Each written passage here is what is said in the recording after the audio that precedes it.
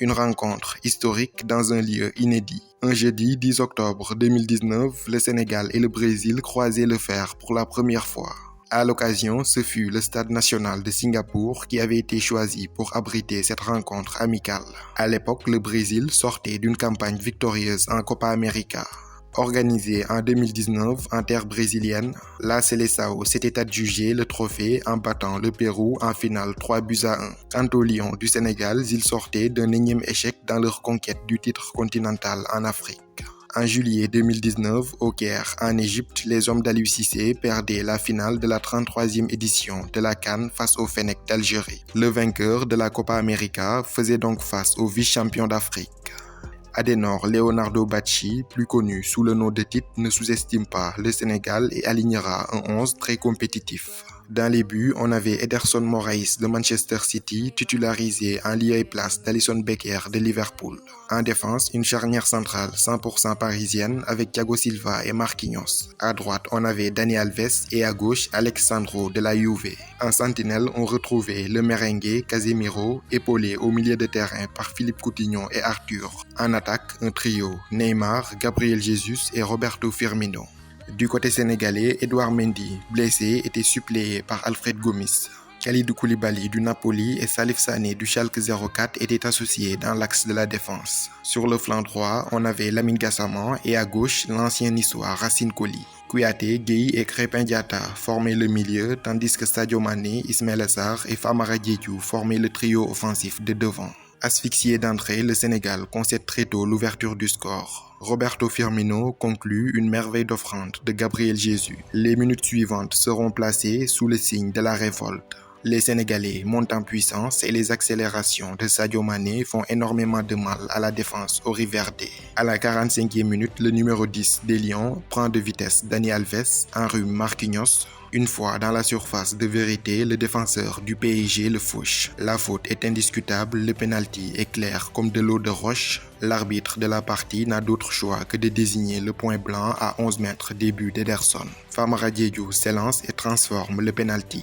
Les pendules sont remis à l'heure malgré de nombreuses occasions de part et d'autre, aucune des deux sélections ne prendra l'avantage. Ce jour-là, à Singapour, Sadio Mané avait livré l'une de ses prestations les plus abouties en équipe nationale du Sénégal. Entre 2019 et 2023, beaucoup d'encre aura coulé sous les ponts. Le Brésil a entre-temps perdu son titre de champion d'Amérique du Sud au profit de l'Argentine en 2021. Et en Coupe du Monde, la Seleção court toujours derrière sa 6e étoile. Éliminés en quart de finale du dernier mondial au Qatar par la Croatie au tir au but, les Brésiliens devront encore prendre leur mal en patience. Quant au Sénégal, il avait enfin réussi à vaincre la malédiction et soulever son premier trophée continental en 2022. Les contextes et les statuts ont donc changé en l'espace de 4 ans. En 2019, c'était le vice-champion d'Afrique qui défiait le vainqueur de la Copa América. En 2023, c'est le champion d'Afrique qui fera face au vice-champion d'Amérique du Sud. 4 ans presque après leur dernier affrontement, le Sénégal et le Brésil seront à nouveau face à face. Ce match se jouera ce mardi 20 juin 2023 à 19h heure sénégalaise à Lisbonne au Portugal. C'est le stade José Alvalade de Lisbonne qui abritera le deuxième Sénégal-Brésil de l'histoire. L'infrastructure de 50 000 places située dans la capitale portugaise appartient à l'un des plus grands clubs du pays, le Sporting de Lisbonne, club formateur d'un certain Cristiano Ronaldo. D'ailleurs, pour la petite histoire, lors de son inauguration le 6 août 2003, un match de gala entre le Sporting Lisbonne et Manchester United avait été organisé. Rencontre durant laquelle Cristiano Ronaldo avait tapé dans l'œil de Sir Alex Ferguson. Et le reste appartient à l'histoire. La construction du stade José Alvalade a coûté 105 millions d'euros. L'enceinte faisait également partie des sites retenus pour accueillir des matchs de l'Euro 2004. Ce n'est pas la première fois que le Sénégal jouera un match amical en terre portugaise. En 2009, les Lions y avaient disputé une rencontre amicale face à l'Angola. C'était, pour être plus précis, un 5 septembre 2009 dans la ville de Portimao. Lyon et Palancas Negras s'étaient quittés sur un score de parité, un but partout. Sénégal versus Brésil, un match amical aux multiples enjeux. Au lendemain du mondial et de la fantastique épopée du Maroc, demi-finaliste, le Sénégal avait logiquement perdu sa place de numéro 1 au classement FIFA en Afrique. L'objectif pour la bande à Kalidou Koulibaly dans cette fenêtre internationale, c'est de marquer le maximum de points et retrouver le trône continental. Le Maroc a pour sa part manqué ses 2 sorties dans ses dates FIFA. Une défaite face à l'Afrique du Sud 2-1 et un nul contre le Cap-Vert 0 but partout. Le Sénégal doit en profiter et une victoire sur le Brésil pèsera très lourd sur la balance. Le Sénégal d'Aliou Cissé voudra surtout se débarrasser d'une mauvaise étiquette que beaucoup lui collent, celle d'une sélection fort face aux faibles et faible face aux forts. Une sélection aux abonnés absents lors des grands rendez-vous. 3-0 face aux Anglais, 2 fois 1-0 contre l'Algérie en 2019, tenu en échec pendant 120 minutes par le Cameroun en 2017 et l'Égypte en 2022 en finale. Les exemples sont nombreux, les faits concrets et les critiques ne reposent pas sur de la méchanceté gratuite. Le Sénégal version Aliou Cissé a du mal à répondre présent lors des grands rendez-vous. Ce match amical contre un top 3 du classement FIFA mondial est une aubaine, l'occasion de créer le déclic et faire taire les critiques.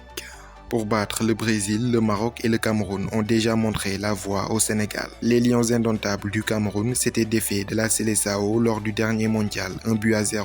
17 ans plus tôt, c'est ce même Cameroun qui était venu à bout du Brésil 1-0 lors de la Coupe des Confédérations 2003 en France. L'exemple le plus récent, c'est le Maroc qui en mars dernier avait battu le Brésil en amical 2-1. Les Oriverdés sortent tout de même d'une très large victoire sur la Guinée-Conakry samedi dernier à Barcelone. Joelinton, Rodrigo, Eder Militão et Vinicius ont offert un succès 4-1 à la Seleção. Serhou Guirassy fut le seul buteur côté guinéen. Le même jour, le Sénégal concédait le nul, 1 but partout à Cotonou face au Bénin dans le cadre de la 5e journée des éliminatoires de la CAN 2024. Pour la rencontre amicale face au Sénégal, le Brésil n'aura pas à faire de longs déplacements. Déjà présent à Barcelone en Espagne, il leur suffira juste de quelques petites heures de vol pour arriver à Lisbonne. 2 heures de trajet en moyenne. Celui du Sénégal sera par contre plus long de Cotonou à Lisbonne. Si Aliou Cissé avait procédé à une rotation d'effectifs à Cotonou, les titulaires habituels devraient vraisemblablement revenir contre le Brésil. En défense, Kalidou Koulibaly devrait reprendre sa place dans l'axe au même titre que Youssouf Sabaly sur le côté droit.